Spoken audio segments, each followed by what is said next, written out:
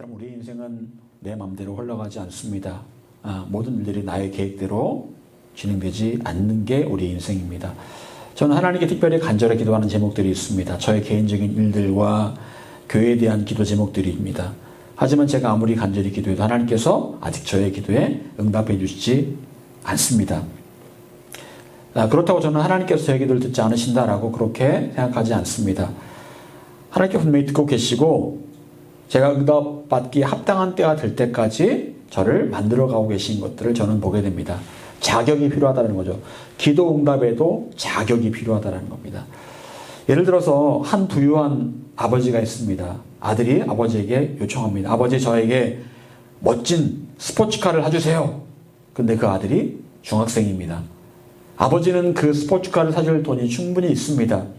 내 아들에게, 아들아, 아직 너는 이 스포츠카를 내가 너에게 사줘도 네가 몰 때가 아니다. 몰 수 있는 게 아니다. 라고 그렇게 거절을 합니다. 왜 그렇습니까? 아들에게는 면허증이 없기 때문에 그래요. 나이가 아직 안 됐고 면허증이 없기 때문에 돈이 있지만 사주지 않는 겁니다. 나중에 아들이 이제 나이가 돼서 면허를 따면 그때 아버지가 스포츠카를 사줄 수 있는 거예요. 그때까지는 자격을 갖출 때까지는 기다려야 된다는 겁니다. 이와 마찬가지로 하나님께서는 우리가 기도응답을 받을 만한 자격을 갖출 때까지 기다리신다는 겁니다. 그때까지 우리를 만들어 가시고 기다리신다는 거예요. 그래서 기도응답이 우리 생각하기에 더디 응답되게 된다고 생각할 때가 분명히 있는 거예요. 여러분, 당장 여러분의 기도가 응답되지 않는다고 실망할 필요가 없습니다. 우리가 언제나 기억해야 될 것은 어떠한 상황에서도 하나님께서는 기도를 듣고 계신다. 그리고 하나님은 가장 선하시고 가장 인자하시기 때문에 우리에게 가장 좋은 계획을 가지고 계신다라는 겁니다. 사도 바울은 선교사로 부름받았습니다. 그래서 소아시아 지역, 지금의 터키 지역을 이렇게 선교를 하게 됩니다. 그리고 나서 2차 전도 여행을 이제 다시 떠나게 되는데 원래 선교했던 그 지역을 돌보기를 원했기 때문에 가고자 했습니다. 그런데 바울의 계획과 상관없이 자꾸 뭔가 일이 꼬이기 시작하는 겁니다. 제약이 생기는 거예요. 뭔가 일이 잘 안 풀리고 어려운 겁니다. 그때마다 바울은 그렇게 생각했을 겁니다. 내가 기도하고 선교지를 돌고 있는데 왜 이렇게 일이 안 풀리지? 이건 뭐지? 이건 뭘까? 그런 일들이 벌어지게 된다는 겁니다. 저에게도 이번 주에 그런 일이 있었는데 이건 뭐지? 기도했는데 왜 이건 뭘까? 전혀 뜻하지 않은 그런 일이 벌어질 수가 있다는 겁니다. 성경은 말씀하기를 예수의 영이 막았다라고 말씀하고 있습니다. 선교하는 것 하나님 기뻐하시는 일입니다. 그런데 사람들을 만나 전도하려고 하는데 전도가 안 되는 겁니다. 뭔가 일이 안 풀리는 거예요. 여러분도 그런 경험을 해보신 적 있습니까? 분명 하나님 뜻이라고 생각해서 그 길을 가는데 일이 안 되는 겁니다. 일이 안 풀리는 거예요. 뭔가 자꾸 실패하는 것 같고 꼬이는 것 같고. 저도 하나님 뜻을 따라서 11년 전에 이곳에 개척을 했지만 뭔가 일이 안 풀린다고 생각하는 때가 참 많이 있었습니다. 그때마다 드는 생각은 하나님께서 큰 저수지의 뚝을 막고 계신다는 느낌. 뚝이 한쪽이 딱 뚫리면 순식간에 뚝 전체가 무너질 것 같은데 하나님께서 견고하게 뚝을 막고 계신다는 그런 느낌 받을 때가 참 많이 있었습니다. 여러분, 일이 안 풀리면 어떤 마음이 듭니까? 하나님의 뜻하신 바를 따라 그곳에 왔는데 일이 안 풀리면 과연 지금 내가 이곳에 있는 게 맞는가? 나는 하나님 음성 잘못 들은 거 아닌가? 그런 생각이 될 때가 있다라는 거죠. 여러분, 하지만 하나님께서는 우리 가운데 분명히 어떤 상황을 통해서 말씀하시고자 하는 게 있다는 겁니다. 성경 말씀을 통해서 말씀하시기도 하지만 어떤 상황을 통해서 우리에게 말씀하실 때도 분명히 있다는 거예요. 열심히 기도하고 말씀도 보는데 뭔가 상황이 자꾸 꼬이기만 하면 그 가운데 하나님께서 나에게 보여주신 길이 분명히 있다는 거예요. 하나님께서는 언제나 우리가 가야 될 길을 보여주시는 하나님이십니다. 하나님께서는 하나님의 자녀를 결코 홀로 방치해 두지 않으시는 하나님이십니다. 어떠한 상황에서도 우리에게 한 줄기 빛을 보여주시고 그 빛을 따라갈 수 있도록 선택하게 하시는 분이 바로 하나님이세요. 그것은 곧 피할 길을 말합니다. 요셉이 보디발의 아내에게 유혹을 받을 때 하나님께서 요셉에게 보이신 피할 길은 무엇이었습니까? 그 자리를 뛰쳐나와라, 도망쳐 나와라 라는 겁니다. 옷을 버려둠으로 모함을 받을지라도 그 자리를 도망쳐 나오라는 거예요. 그게 바로 하나님께서 그때 요셉에게 보여주신 피할 길이었습니다. 다니엘은 친구들과 함께 바벨론의 포로로 잡혀가게 됩니다. 환관장으로부터 왕의 진미를 무조건 먹으라는 그런 말을 듣습니다. 죽지 않으려면 꼼짝없이 왕의 진미를 먹을 수밖에 없는 상황입니다. 그때 하나님께서 다니엘에게 피할 길을 보여주십니다. 어떤 길이었을까요? 그 길은 바로 환관장에게 말하기를 이제 그 왕의 진미를 거부하라는 겁니다. 거절하라는 거예요. 그 말을 하라는 겁니다. 그게 바로 피할 길이었어요. 그래서 다니엘은 그 자리에서 환관장을 찾아가 채식만 하겠다라고 그렇게 말을 합니다. 그리고 하나님께서 환관장의 마음을 움직이셔서 채식만 할 수 있도록 그렇게 길을 열어 가시는 것들을 보게 됩니다. 돌파할 길을 분명히 보여주시고 그 길을 가게 하셨다라는 거예요. 여러분, 아무리 꽉 막힌 것 같은 상황에 처할지라도 하나님께서 열어주시는 길이 있습니다. 어디에서든지 하나님께서 우리에게 열어주시는 길이 있다는 거예요. 그 길로 가면 됩니다. 바울은 열심히 전도하려고 했지만 길이 막혔습니다. 성령께서 막으셨어요. 그런데 그때마다 열리는 길이 있었고 그 길로 가게 됩니다. 성령께서 바울을 몰아가신 곳, 나중에 가보니까 그것은 드로아라는 곳이었습니다. 그리고 드로아에서 이제 바울은 환상을 보게 됩니다. 마게도냐 사람들이 환상 가운데 나타나서 와서 우리를 도우라라고 말합니다. 그곳에 가니까 이제 하나님께서 환상 가운데 왜 이렇게 했는지를 가르쳐 주시더라는 겁니다. 여러분, 하나님께서 많은 경우 우리에게 어떤 상황을 만드신 이유를 당장 말씀하시지 않을 때가 참 많습니다. 말씀해 주시면 속 시원할 텐데 말씀하지 않으세요. 미리 말씀해 주시면 참 좋을 텐데 말씀하지 않으십니다. 그리고 결국 어느 때가 되면 그제서야 알게 하신다라는 거예요. 그래서 믿음의 길을 가는 게 힘듭니다. 이해되지 않고 답답하지만 그냥 가야 되니까 어려운 거예요. 하지만 결국 그곳에 가보면 그제서야 깨닫게 하시고 왜 그동안 그렇게 하셨는지를 알게 하신다는 거예요.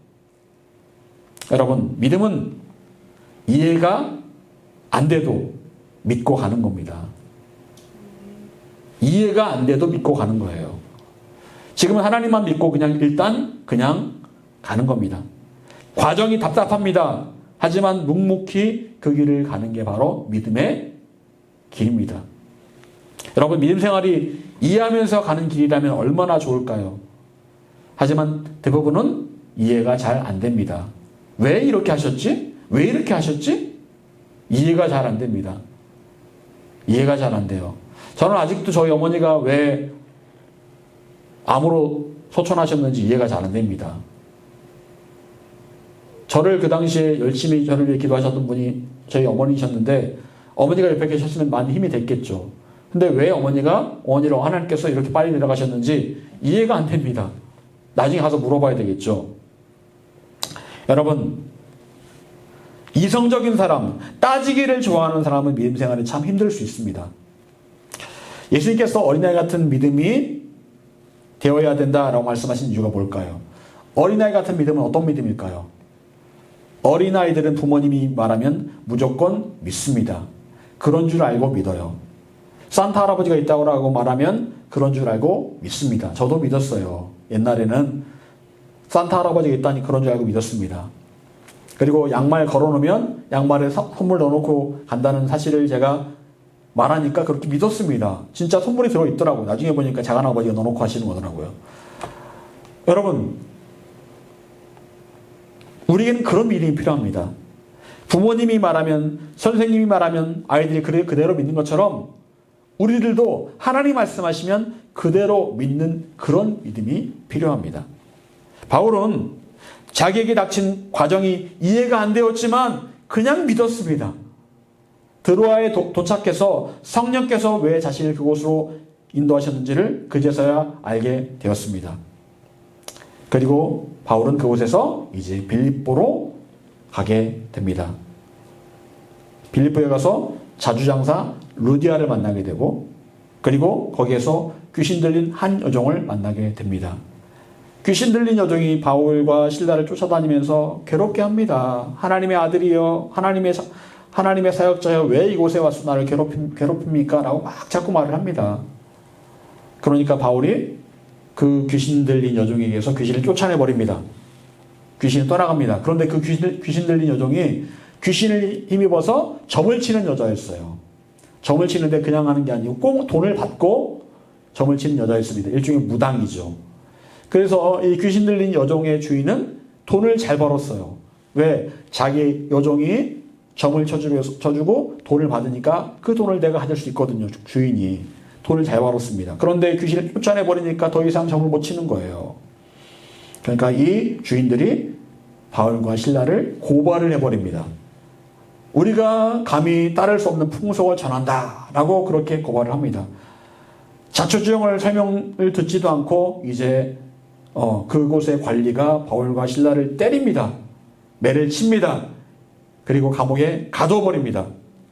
아무 죄도 없는데 무고하게 감옥에 갇히게 됩니다. 하나님 뜻을 따라서 유럽으로 넘어왔는데 상황이 잘 풀리는 것이 아니라 더욱 어려워진 거예요. 당시의 마음이 얼마나 힘들었을까요? 하나님께 순종함으로 유럽에 왔는데, 빌립보에 왔는데 감옥에 갇히게 되다니, 매를 맞고 감옥에 갇히게 되다니 이해가 되지 않았습니다. 이제 정말 일이 더 잘 풀려야 되는 상황인데 이해가 되지 않았어요. 매를 맞고 감옥에 갇혔다? 여러분, 하나님이 원망스러울 수 있습니다. 제가 이번 주에 힘이 없었어요. 마음에 낙심이 찾아왔습니다. 제가 전혀 예상하지 못했던 그런 일들이 벌어졌기 때문에 마음에 낙심이 찾아왔습니다. 여러분, 그럴 때가 있죠. 하나님께서 하신 일들이 이해가 되지 않고 왜 이렇게 하실까? 라고 낙심이 되고 이해가 되지 않을 때가 있습니다. 여러분, 그런 상황에서 바울과 실라는 낙심과 원망 가운데 빠져 있었을까요? 바울과 실라가 원망했다, 낙심했다라는 말은 나오지 않습니다. 대신 바울과 실라가 감옥에서 했던 일은 무엇이었습니까? 두 가지를 했습니다. 무엇과 무엇을 했을까요? 기도하고 찬송하는 일을 했다라는 겁니다. 이해되지 않는 그런 어려운 상황 가운데서 바울과 실라가 했던 일은 기도하는 일이었고 찬송하는 일이었습니다. 도저히 이해가 되지 않고 상황이 오히려 더 어려워졌는데 바울과 실라의 선택은 기도하고 찬송하는 일이었습니다. 이것이 바로 위대한 믿음의 선택이었습니다. 바울과 실라가 하나님께 쓰임받을 만한 사람이라는 것을 스스로 증명하는 일이었어요. 여러분, 믿음의 진가는 잘 나갈 때 나타나지 않습니다. 위기 가운데서 믿음의 진가가 나타납니다. 위기 가운데서 내가 어떤 사람인지가 나타나게 되어 있어요. 평소에 예수님을 잘 따르던 제자들은 예수님께 잡혀가시자 모두 도망가 버립니다. 베드로는 예수님을 3번 모른다고 부인까지 합니다. 위기 가운데 그들의 믿음의 실체가 드러나 버린 거예요. 여러분, 여러분의 믿음이 과연 어떤 믿음인지는 상황이 어려울 때 드러나게 되어 있습니다. 어려울 때 여러분이 어떻게 행동하느냐가 여러분의 믿음의 상태이고 여러분의 믿음의 실체인 거예요. 자, 그렇다면 우리의 믿음은 얼마나 작고 아무것도 아닐 때가 얼마나 많습니까? 우리는 상황이 조금만 어려워져도 하나님을 향해서 불평하고 믿음의 태도를 갖지 못할 때가 참 많이도 있습니다. 하지만 진짜 믿음의 사람은 상황과 상관없이 기도하고 찬송합니다. 이런 모습으로 우리가 성장을 해야 되는 거예요. 왜 그렇습니까? 상황이 아닌 하나님께 집중하고 있기 때문에 그런 거예요. 믿음이 적은 사람은 상황을 집중합니다. 환경을 집중해요. 아, 내가 정말 어렵구나. 내가 정말 힘들구나. 그 상황에 매몰돼 버립니다. 그래서 낙심합니다. 좌절합니다. 원망합니다. 하지만 진짜 믿음의 사람은 상황이 아무리 어려워도 상황에 매몰되는 것이 아니라 하나님을 바라본다라는 겁니다. 하나님께 집중한다라는 거예요. 그런데 상황이 아니라 하나님께 집중할 때 어떤 일이 벌어질까요? 하나님께 집중할 때 어려웠던 그 상황이 변화된다라는 겁니다. 하나님께 집중하면 상황이 변화된다라는 거예요. 여러분, 바울과 실라가 기도하고 찬송할 때 상황이 어떻게 변했을까요? 성경에 보게 되면 바울과 실라를 비롯한 감옥 안 모든 사람들이 묶인 것이 풀어지는 역사가 나타납니다. 옥문이 열립니다. 여러분, 도대체 어떻게 그런 일이 가능했던 것일까요? 이런 일들의 그 연결고리는 무엇일까요? 성경 26절 초반부를 보니까 이해라는 말이 나옵니다. 이해. 이 말은 앞과 뒤를 연결하는 그런 말입니다. 즉 앞에 어떤 일이 있었기 때문에 뒤에 일이 따라왔다라는 거예요. 앞에 어떤 일이 있었습니까? 바울과 실라가 기도하고 하나님을 찬송하니 이에 죄수들이 두 사람의 기도와 찬송을 들었다라고 말씀하고 있습니다. 그리고 그 일이 있고 나서 갑자기 큰 지진이 일어나면서 옥토가 움직이고 옥문이 열렸다는 겁니다. 결국 이 모든 묶인 것들이 풀어지고 그곳에 있던 죄수들의 마음이 변화되었던 그 핵심 키워드는 무엇입니까? 바울과 실라의 기도와 찬송이었다라는 거예요. 바울과 실라가 기도하고 찬송하는 그때 그들이 듣고 마음에 놀라운 역사가 일어날 때 옥문이 열리고 묶인 것이 다 풀어진 역사가 일어났다라는 거예요. 여러분, 과연 바울과 실라는 그 당시 어떤 기도와 찬송을 드렸을까요? 바울과 실라가 드렸던 기도와 찬송은 어떤 모습이었을까요? 우리가 방금 전에 했던 것처럼 악기를 동원해서 예배하는 것이었을까요? 바울과 실라가 어떤 찬송과 예배를 드렸는지는 우리가 오늘 본문을 통해서는 알 수가 없습니다. 하지만 고린도전서 14장 15절에서 바울 사도가 이렇게 기록하고 있습니다. 그러면 어떻게 할까? 내가 영어로 기도하고 또 마음으로 기도하며 내가 영어로 찬송하고 또 마음으로 찬송하리라. 여기 보면 바울이 이렇게 고백합니다. 내가 영어로 기도하고 마음으로 기도하고 영어로 찬송하고 영어로 마음으로 찬송한다. 즉 영과 마음으로 찬송하고 기도한다라는 거 그렇게 고백합니다. 여러분, 바울의 그 빌립보 감옥에서의 그 기도와 찬송은 영과 마음을 다하는 기도와 찬송이었다라는 거예요. 영을 다해서, 마음을 다해서. 여러분, 우리는 두 가지 영역에서 기도하고 찬송할 수 있어야 됩니다. 어디? 마음과 영으로. 마음으로, 영으로. 이 말씀을 보게 되면 먼저 영이 먼저 나옵니다. 그리고 마음이 나옵니다. 여러분, 그런데 제가 보기에는 영으로 찬송하기 위해서는 먼저 마음이 준비가 되어 있어야 돼요. 우선적으로 마음이 준비가 되어 있어야 됩니다. 마음에 이어서 영이 하나님께 기도하고 찬송할 수 있습니다. 여러분, 우선 마음으로 기도한다는 게 무슨 말일까요? 마음으로 기도하고 찬송한다는 것. 킹제임스 버전을 보니까 이렇게 말씀합니다. Pray with the understanding, sing with the understanding. Pray with the understanding. 그리고 sing with the understanding. understanding을 말하고 있어요. understanding. 여러분, 이 말은 무슨 말이에요? 이해한다라는 말입니다. 이해한다. 마음으로 드리는 찬송 기도가 이해한다라는 거예요. 이해하는 찬송과 기도라는 겁니다. 뭘 이해한다라는 거예요? 내가 드리는 기도, 내가 드리는 찬송의 내용들을 내가 이해하고 있다라는 거예요. 바울은 아테네 지역을 선교할 때 가슴이 답답했습니다. 왜 그런 줄 아십니까? 그들이 알지도 못하는 신들을 섬기고 있었기 때문에 그래요. 아테네, 그리스 아테네, 여러분 그곳은 어떤 곳입니까? 철학의 본산이잖아요. 철학의 본산이잖아요. 고대 그 철학, 지금도 사람들에게 공부가 되고 있는 모든 철학의 본산이 바로 아테네 아닙니까? 얼마나 머리가 좋아요. 아테네에서 민주주의가 제일 먼저 발현된 거 아닙니까? 아고라라는 곳에서. 그만큼 머리 좋고 이성적인 사람들이에요. 그런데 그들이 알지도 못하는 신들에게 제사를 지내고 있다는 거예요. 이해도 안 되는 신들에게 제사를 지내고 있다는 겁니다. 여러분, 찬송과 기도는 먼저 마음을 다하는 기도와 찬송이어야 되는데, 그렇게 되기 위해서는 내가 드린 찬송에 대한 깊은 이해, 내가 드린 기도에 대한 깊은 이해가 있어야 됩니다.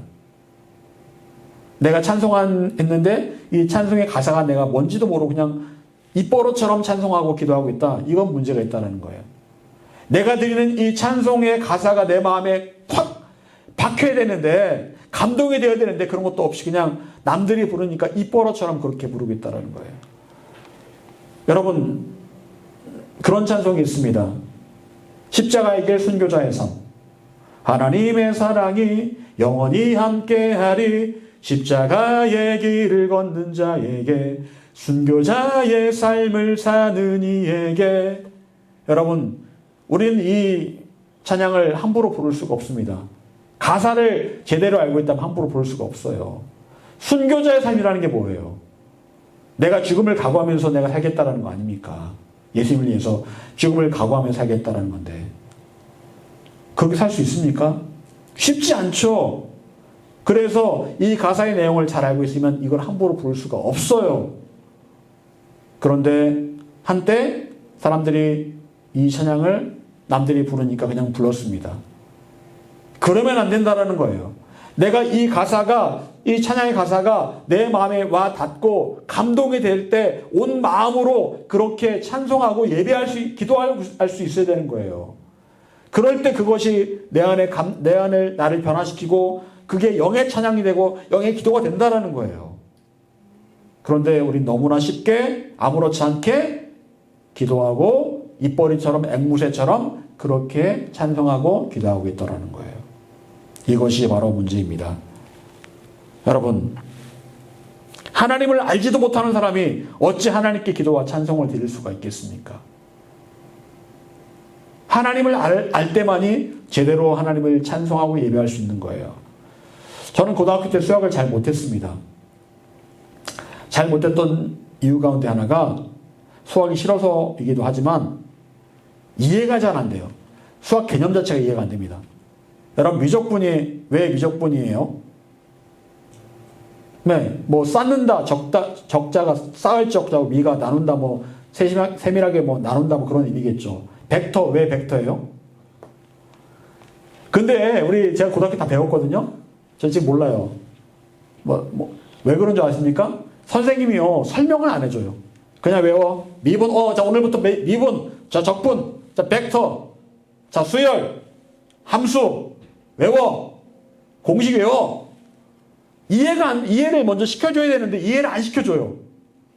물론 진도가 급하니까 빨리빨리 나가자고 하는 거겠죠. 근데요, 이해를 안 시켜줘요. 이해가 안 되니까 왜 미분적분을 내가 해야 되는 거지? 왜 미분적분이 필요하지? 이걸 알면은 제가 공부를 훨씬 쉽게 했을 거예요. 근데 그걸 안 가르쳐줘요. 선생님이요. 제가 수학 선생님을 별로 좋아하진 않았거든요. 제가 말씀드리잖아요. 저희 담임인데 애들을 이름 부르는 게 아니라 번호로 부릅니다. 제가 21번이었는데 21번! 한 번도 제 이름 부른 적이 없어요. 근데 유일하게 반에서 공부 잘하는 1등 걔는 이름 불렀어요. 걔도 번호로 불러야 되잖아요. 걔는 이름 불렀어요. 다른 애들은 1등 외에는 다 번호야. 몇 번? 교무실로 와? 누구누구야 교무실로 와? 이게 아니에요. 그 수학생을 제가 되게 싫어했습니다. 지금도 기억합니다. 김영식 선생님이라고. 하여튼 진짜 싫어했어요. 선생님이 싫으니까 수학도 싫고 수학 개념 설명도 안 해주고 외우라고 하니 공식만 외우라고 하니까 이게 정말 이해가 안 되죠. 여러분, 하나님도 마찬가지입니다. 이해도 안 되고 알지도 못하는 분께 어찌 기도하고 찬송할 수 있겠습니까? 따라서 우리가 온전한 기도와 찬송, 기적을 일으키는 기도와 찬송을 드리기 위해서는 우리가 먼저 하나님을 더 깊이 알아가기 위해서 더 평소에 더 열심히 노력을 해야 되는 거예요. 이게 중요한 겁니다. 그분을 알기 위해서, 그분을 만나기 위해서 더 우리가 가까이 주 앞에 나아갈 때에 제대로 찬송하고 제대로 기도할 수 있고 그때에 그 기도와 찬송의 능력이 나타난다는 거예요. 분명한 사실은 기도와 찬송에는 능력이 있다는 거예요. 그런데 우리 능력을 잘 경험하지 못합니다. 왜요? 앵무새처럼. 예수님 말씀하십니다. 중언부언 기도하지 말아라. 무슨 얘기입니까? 빈말로 반복적으로 중얼중얼 대지 말아라. 그런 기도 안 듣는다. 1시간, 2시간, 3시간 그게 뭐가 중요하냐? 중얼중얼 대는 그 기도 뭐가 중요하냐? 중얼해 놓는 거지. 여러분 아무 의미 없이 부처 앞에서 108번을 엎드려 절을 한들 10,000번을 절을 한들 그게 무슨 의미가 있겠습니까? 그냥 주세요 주세요 주세요. 여러분 그거 아십니까? 불교에는요 영혼이 없답니다. 영혼이 없는데 왜 불교에서 뭐 49제 같은 그런 거 하나간 줄 아세요? 사람들이 하도 그걸 요구해가지고 그냥 만든 거래요. 영혼이 없다라고 원래 가르친답니다. 불교는요. 영혼이 없다라고 가르친대요. 극락왕생 이런 거 없대요. 그래서 어떤 그 스님이 그 사실을 알고 본인도 그 사실을 깨닫고 스님 때려치고 목사됐어요. 아, 영혼도 없는 곳, 영혼이 없고 육신이 끝난다고 하는 곳에 여기서 내가 뭔 기대를 하겠는가? 뭔 기대를 갖겠는가 해가지고 때려치고 목사가 됐다는 거 아닙니까? 여러분,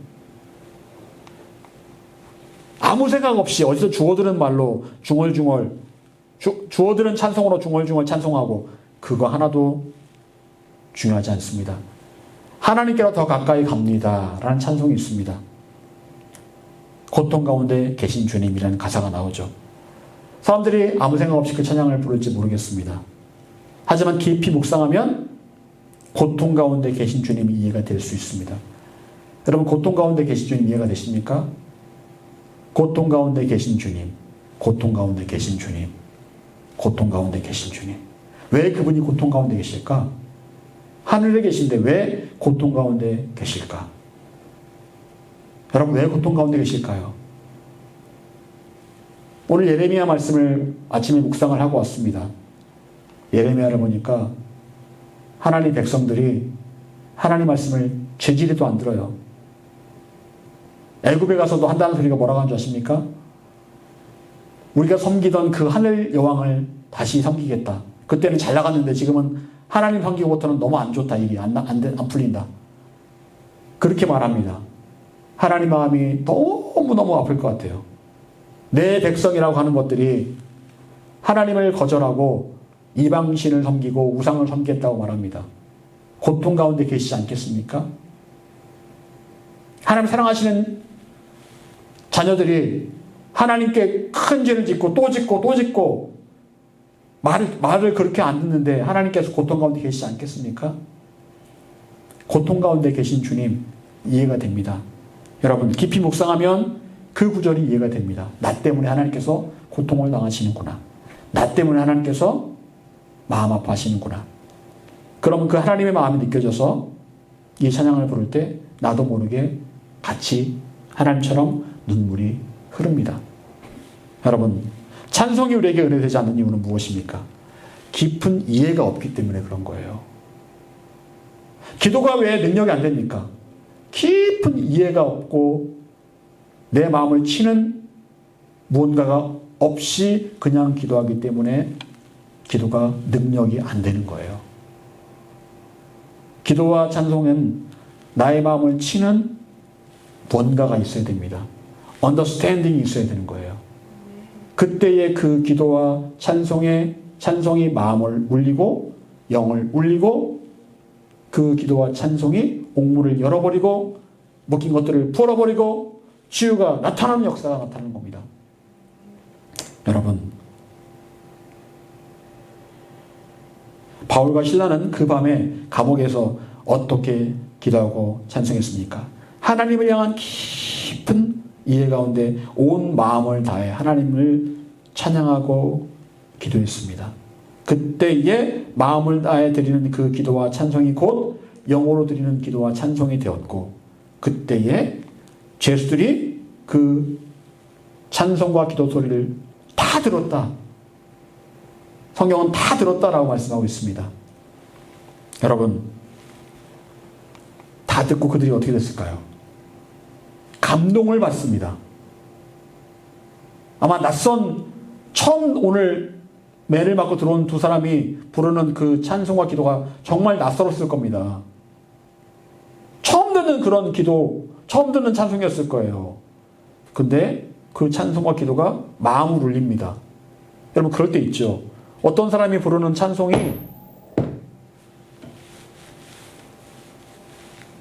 갑자기 마음을 울릴 때가 있습니다. 감동이 될 때가 있어요. 이상하죠? 눈물이 흐릅니다. 이상하죠? 오늘 처음 보는 사람이 부르는 찬송인데 그 찬송이 마음을 막 울려요. 내 마음을 막 울리고 눈물이 흐를 때가 있어요. 감동이 됩니다. 여러분, 그럴 때가 있죠.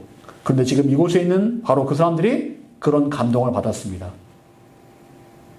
어떻게 그걸 알 수가 있을까요? 아무도 도망가지 않았다라는 걸로 알 수가 있습니다. 너무 감동이 된 나머지 아무도 도망갈 생각을 하지 않았다.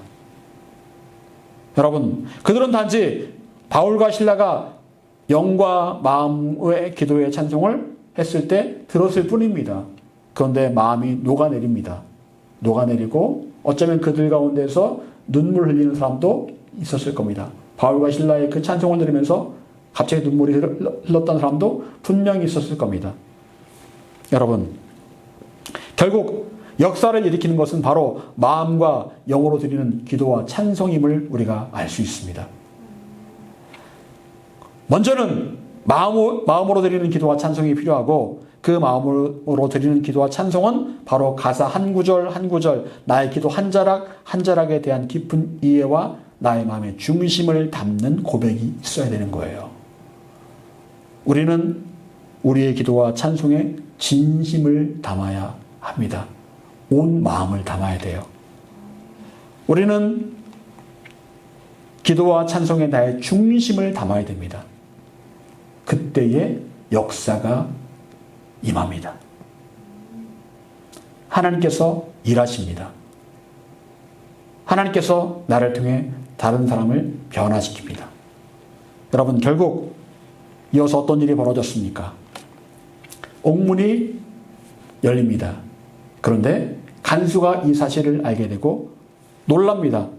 간수는 생각하기를, 이제 죄수들이 다 도망갔겠구나. 나는 이제 큰일 났다. 차라리 내가 자결하는 게 낫겠다라고 생각합니다. 여러분, 왜 간수가 감옥을 확인하지도 않고 자결하려고 했을까요? 한번 확인을 해보면 되잖아요. 근데 왜 확인도 안 하고 자결하려고 했을까요? 여러분, 가만히 생각해 보십시오. 왜 간수가 그때 확인도 하지 않고 자살 먼저 하려고 했을까? 아마도 생각하건대 당시 간수의 마음에는 뭔가 여러 가지 풀리지 않는 일들이 있었던 것 같아요. 집안의 일이든 가정의 문제든 건강의 문제든 뭔가 풀리지 않는 문제가 많이 있었고, 그 와중에 옥문이 다 열려버리니까 이제는 엎친 데 덮쳤구나.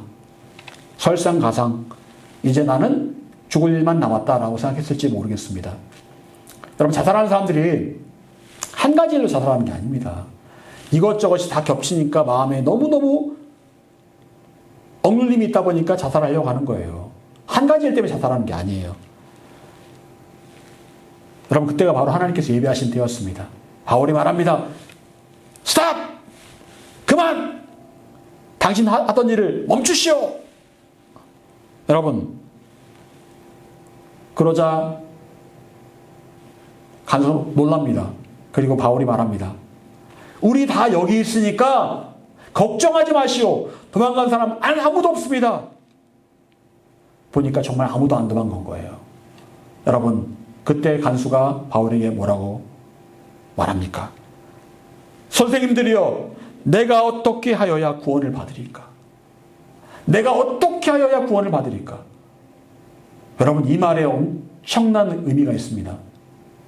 내가 지금 고통 가운데, 사실은 안 도망갔다 하면 다시 문을 잠그면 그만이잖아요. 그래요? 근데 그게 아니라 간수의 마음에는 이제 자기가 이 구렁텅이 가운데서 있었는데 여기서 나를 구원해 줄 뭔가가 있다라고 생각을 한 거예요. 내가 어떻게 하여야 구원을 받으리까? 엄청난 고민과 문제 앞에서 자유하고 싶은 마음이 표출된 거예요. 결국 바울은 간수의 온 가족에게 복음을 전하고 구원의 길로 인도합니다. 여러분, 이것이 곧 하나님께서 이 사건을 통해서 원하셨던 결과예요. 하나님께서는 바울과 실라를 통해서 이유 없이 매를 맞는 것처럼 보였지만 감옥 가운데서 간수와 간수의 가족들에게 복음을 전하게 하시고 그곳에 있는 모든 죄수들에게 감동을 주게 하기 위해서 그곳에 보내신 거예요. 제 생각에는 분명히 그 죄수들 가운데서도 예수 믿겠다고 하는 사람들이 있었을까 없었을까요? 있었을 겁니다. 분명히 있었을 거예요. 어쩌면 많이 있었을 겁니다. 여러분, 당시에 바울과 실라는 이해할 수 없는 상황에 처했습니다. 정당하지 않은 이유로 매맞고 감옥에 갇혔습니다. 하지만 그 모든 상황을 돌파하고 하나님께서 원하셨던 결과는 바로 우리가 방금 말씀에서 보았던 일들이었습니다. 그리고 이런 모든 일들을 이루어갔던 핵심 키는 마음과 영으로 기도하고 찬송하는 일이었어요. 바울과 실라는 처음부터 제수들에게 간수에게 복음을 전할 계획은 없었습니다. 그건 하나님의 계획이었어요. 그런데 하나님을 믿고 상황을 의지하지 않고 하나님만 믿고 나아가니까 그런 일들이 일어나게 되었다는 거예요. 사랑하는 여러분, 하나님께서 우리에게 허락하신 과정이 때로 이해가 안 될 때가 얼마나 많습니까? 대부분 이해가 안 돼요. 하지만 이해가 되느냐 되지 않느냐가 중요한 것이 아닙니다. 그것들은 우리의 믿음에 영향을 미쳐서는 안 됩니다. 우린 단지 모든 상황을 통제하고 주관하시는 분이 바로 하나님이신 것을 믿기만 하면 됩니다. 그래, 이해는 안 되지만 하나님이 함께 하시지. 하나님 통제하고 계시지. 하나님 나와 함께 하시지. 임마누엘 하나님이시지. 그리고 어떤 상황이든지 하나님께 마음과 영으로 기도하고 찬송하려고 할 때 하나님께서 하나님의 일들을 이루어 가신다는 거예요. 바라기는 저와 여러분의 삶에 영과 마음의 기도와 찬송을 통해서 놀라운 기적의 역사들이 나타나시기를 간절히 축원합니다. 기도하겠습니다.